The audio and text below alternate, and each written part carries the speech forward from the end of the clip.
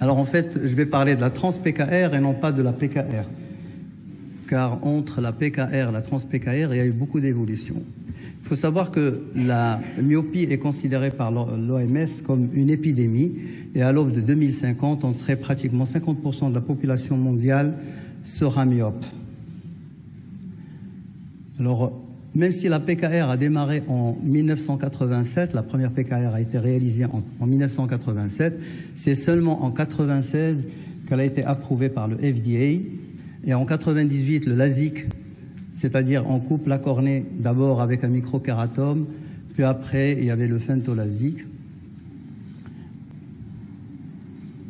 En 2007, la plateforme Schwind a développé la trans-PKR. Donc la trans-PKR, elle a démarré en 2007. Et en 2008, il y avait l'ancêtre du SMILE, qui est le flex. En fait, c'est un flap, il y avait un flap et on retirait une lenticule. En 2010, il y a eu l'amélioration de la plateforme Schwind qui a fait ce qu'on appelle le Smart Surface.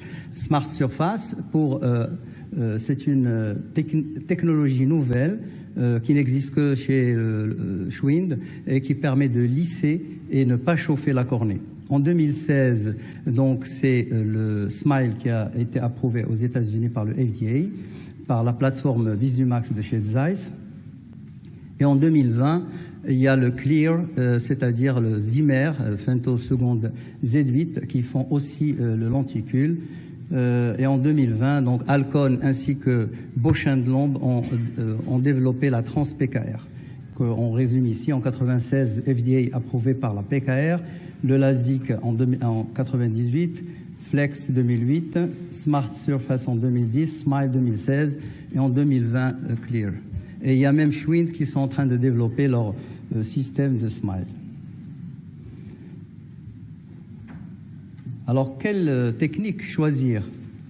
Avec toutes ces techniques-là, avec tous les risques qu'on a, donc comme a dit professeur Belmeki, il faut choisir. Donc, d'abord, la PKR, c'est quoi? C'est un traitement de surface au niveau des couches antérieures de la cornée.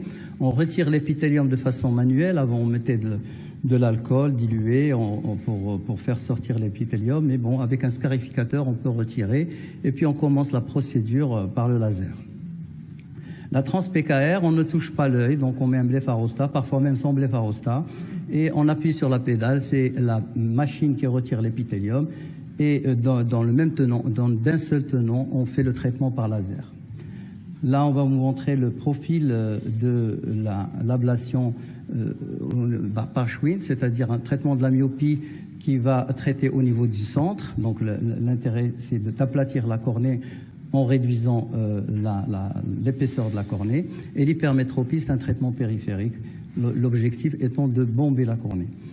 Alors, pour comparer ces différentes techniques, j'ai pris un récent article qui a été publié en 2022 et qui a comparé la trans-PKR, le LASIK et le SMILE au niveau de ces différents points, la qualité de vision, la sécurité, la prédictibilité, les aberrations, le syndrome sec et surtout la biomécanique. Cet article-là qui fait une comparaison qu'on a résumée au niveau de ce tableau, et on va voir qu'au niveau de SMILE, il n'y a pas d'eye tracker, il n'y a pas de cyclotorsion, donc on ne peut pas compenser le système de cyclotorsion et donc on peut pas faire un traitement customisé ou personnalisé. Et ceci en comparaison avec la trans-PKR et avec le LASIK. Au niveau de la sécheresse, au niveau des aberrations aussi, les aberrations, le LASIK entraîne la coma par l'incision qui peut être horizontale ou verticale par rapport à la charnière si elle est supérieure ou nasale.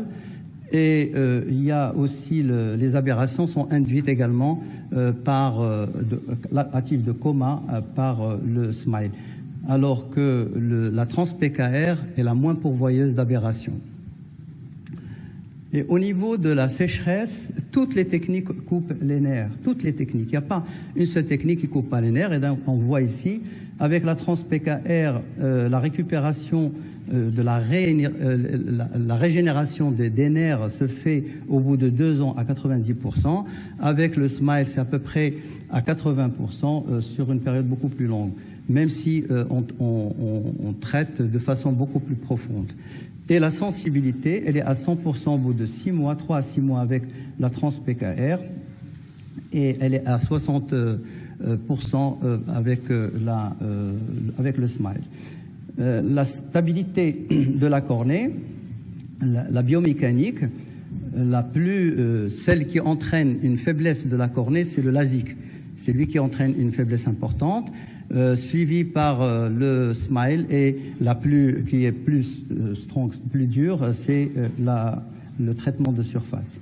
Alors on sait qu'avec le traitement de surface, d'abord la PKR avec les anciennes machines, avec les anciens critères topographiques, il n'y a pas eu de problème. Au contraire, on se rabattait sur les techniques de surface, même pour les cornées à risque. Par exemple ici, Gatinel a fait un traitement sur des patients suspectés de kératocone.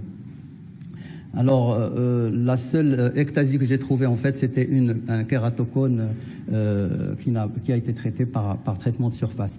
La première complication qui est apparue, qui a été publiée, c'est l'apparition d'une collection liquidienne après le SMILE. Aussi, il y a des ectasies sur des cornées avec des petites myopies avec le SMILE. Donc le SMILE ne protège pas. Donc toutes les techniques pour moi qui coupent la cornée entraînent des ectasies. Récemment, un article en 2022 qui montre quand même qu'on a une ectasie malgré tous les critères de sélection avec toutes les topographies, les OCT qui existent. Donc aucune technique ne peut protéger contre l'ectasie qui est une complication assez grave.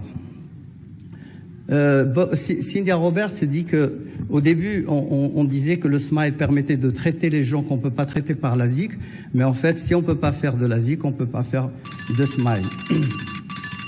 Et voilà la conclusion.